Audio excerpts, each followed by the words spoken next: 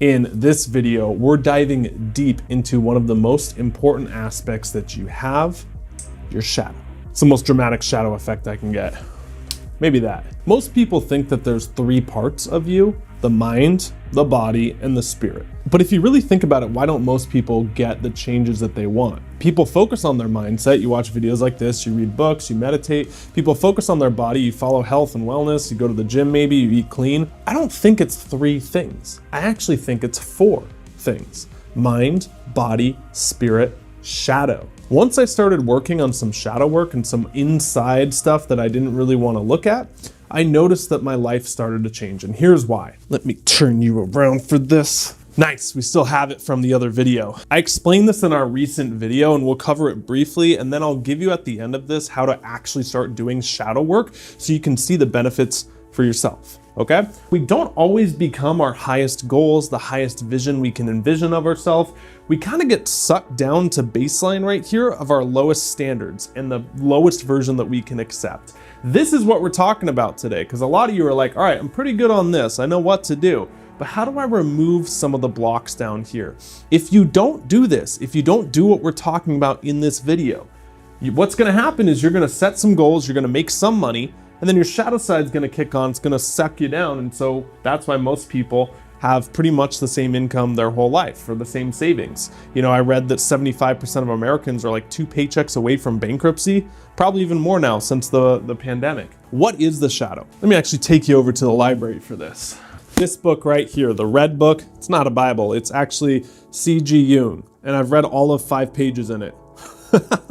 Probably, I don't know, this thing is so dense. Jung, if I'm correct, studied under Freud. Sigmund Freud, who's like, you know, the most well-known psychologist of all time. They said that the parts that don't get resolved in us, you had a bad experience, you had a bad relationship, you had things from childhood, they still affect you until you resolve them. Think about it. If you had parents growing up that fought a lot about money, maybe they even got divorced, you're gonna have security issues moving forward. Or if you had even recently like a bad relationship, a bad breakup, you got cheated on, well, you're gonna have abandonment issues moving forward if you don't resolve it. So my point is that normally it's as a child, but it can be recent as a young adult or even as recent as like last week. These things that we don't deal with, we suppress down.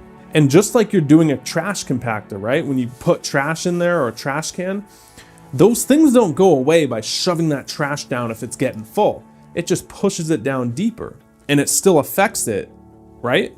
And so that's what shadow work is it's looking at some of the stuff that we don't even realize we have, that we've shoved down deep and that we're still carrying around, and by definition, we're still affected by. It's important to also say that every intention that we have, okay, and you might be saying like, oh, shadow, that sounds kind of negative.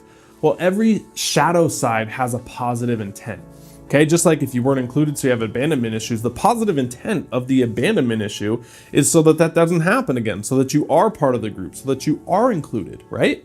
So behind every negative action, there is a positive intent. And the goal of the shadow work is to look for that positive intent, reframe it to yourself as an adult, really heal it, acknowledge it, so you can move forward. It is amazing how well this stuff works. I just completed a 6-week coaching program where I was teaching a small group of like 10 people. And in week 3, we did all these shadow work process, and I hired a coach to bring in who's really skilled, almost like a therapist, and had them do shadow work. And the results people were getting at the end of it is just astounding stuff, okay? People are getting new jobs, people are getting new relationships, people are doubling their income, I'm not even kidding. Now we're getting into the how of this video. This is kind of the gold standard, and this is more of a play on Ken Wilber's 3-2-1 shadow technique. Again, you can do this out loud, right? Just talking to yourself if you're in a place where you feel comfortable doing that, or you can do this in your journal as well. You can do it in written form, okay? Now there's 5 steps to this technique that I want you to try to deal with that shadow side. The first step is think of something you want to work with. This could be very obvious to you, like pain of a past relationship, a feeling of unworthiness that comes up, a feeling of that you need validation from others, a feeling of like a lack of confidence, okay? Or it could take a day of just sitting on what you want to work with. There's no rush here. The point is choose something that you want to work with that you know is kind of holding you back. Once you have that, you're ready for step number 2. We're gonna get kind of metaphysical here, all right? But if you're willing to play ball, this stuff is really powerful, so stay with me. I want you to think of that thing or that former version of you, right? And invite it in to have a conversation, okay? So you're gonna invite that need for validation in to have a conversation with you. Again, written form, speaking out loud. You can even envision like an imaginary chair that it takes a seat in, okay? Step number 3 is you're going to begin a dialogue with it. You're literally just gonna start talking to it. Have questions like, why are you doing this? What do you want from me? What is the positive intent you're trying to keep me from? It's important to note here that there's no real script to it. And you're gonna be surprised on how much is in there. So pause on step 3 right there, and let's briefly talk about this inner child.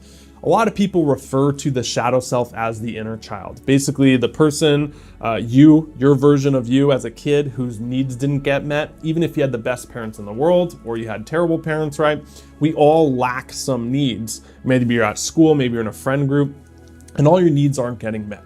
And so you kind of have these scars, again, that you push down, you suppress, and it affects you as an adult. It never gets resolved. So if you ever hear the terminology inner child, right? Inner child healing, that's a form of shadow work in a nutshell. But I like to think of it as your former self, okay? The inner child lingo doesn't always resonate with me because I don't believe that every single thing to this day is because of your childhood. Like some extreme psychology people think, they're like, everything you are today is an effect of your childhood. And I'm like, I don't know if I necessarily buy that, because there's very recent things that you can pick up along the way, say pain from relationships, pain from jobs, all this stuff that can affect you just as much, I think. So I like to call it your former self, okay? We all have different versions of ourselves, and right now the version that you're in is very different.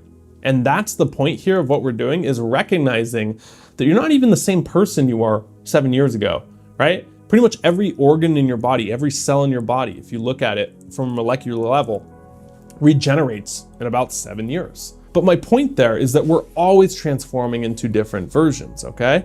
And so I kind of like that idea that you are different today than you were 7 years ago. And so that's just a version of your former self. Now, step number 4 is to really acknowledge it. Now, here's the thing. You don't judge it when you're talking to this former version of yourself, okay? You're not judging it. You're not trying to explain it rationally like, oh, well, you're wrong. Can't you see it? You're weak. All this stuff, like suck it up. That is not what you do, okay? That can make it way worse, because now you feel even worse about this thing that you have, this guilt around relationships, this guilt around not feeling good enough, and you're judging yourself, and so you push it down deeper, and it feels like it's not even safe to come out even more, okay? So you're just hearing it out, okay? And acknowledging it. To recap, you chose something to work with, you invite it in to have a conversation, you picture it and you talk to it, you acknowledge it. Now the next step is to integrate it. When we talk about integration with the shadow, okay, one thing that I found very powerful is to almost picture yourself going back in timelines, okay? And this, again, is very powerful, dense stuff, right? That time is really an illusion, because when you experience it, when you experience the present, future, and the now, it's all in the now, okay? Right? So if you look at it dimensionally, instead of it being this like 2D where it's like past over here, present, future, and you go this way, it's more like stacked like this, right? And you can kind of jump from here to here to here to here, because this is all in the now, right? That's a very, very brief explanation of the timeline right there. And so knowing that it's like this, it's not like this, what you can do is imagine yourself in your present state going back through to that event, okay, or to the thing that you want to resolve, and resolving it and seeing it go the way you want. Let's just say it was a time where you got cheated on and broken up with, right?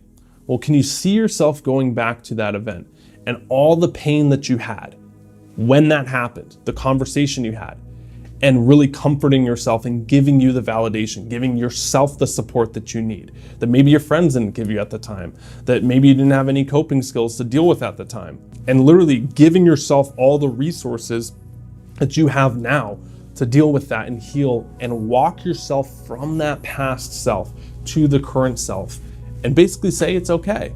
Not easier done than said, I know, But if you're willing to sit with yourself and do the inner work, right? And not just make this another video where you see it and you're like, oh, that's good, I intellectually understand it. No, if you're ready to get off the sidelines and into the game, pick up the journal, write down those steps, and really try this. And a couple more points here that are very important. There's no right or wrong way to do this, okay? There's more efficient ways to do it, and there's faster ways to do it, I guess. But even if you don't know all the steps, you don't have to go through like 15 YouTube videos and read like 20 books to understand this stuff, to make it work.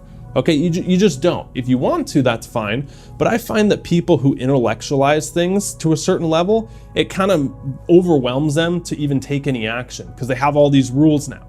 So if this is your first time doing it, get excited because you have the benefit of not having all these different rules that you got to follow to make it work and make it this big complex process so you don't do it, right? So congrats, now you're ready to do some shadow work. Let's recap. Again, you don't become the highest standards, you become the lowest habits that you fall to. And if you don't resolve this, most people just stay at a baseline there.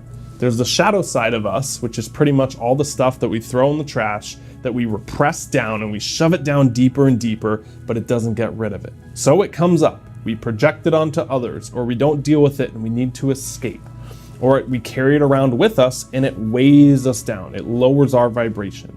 So shadow work, although it sounds kind of heavy and, in a sense negative, why would I look at the negative aspects of me?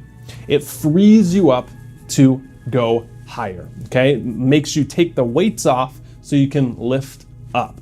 That's the power of it. That, in a nutshell, is what we covered. And thank you so much. Let me know if you want some more videos on shadow work or any other topics. Post it in the comments down below, and I'll see you in the next video. Till then, stop settling, start living. See ya.